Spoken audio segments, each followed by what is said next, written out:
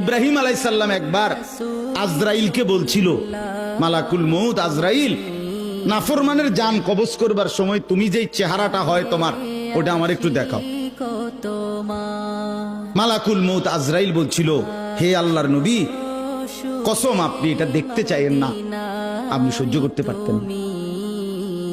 ইব্রাহিম আলাইহিস সালাম বললেন, না মা আজরাইল, আমি এটা দেখুমই, তুমি আমারে দেখাও একটা নজর। মালাকুল মউত আজরাইল কোন পাপী ব্যক্তির জান কবজের সময় যেই বিভৎস কুৎসিত আকৃতি ধারণ করে, আল্লাহর কসম ওই আকৃতি যখন ধারণ করছেন ইব্রাহিমের সামনে, ইব্রাহিম নবী সাল্লাল্লাহু আলাইহিস সালাম একটা চিৎকার মাইরা বেহুশ হয়ে গেছে।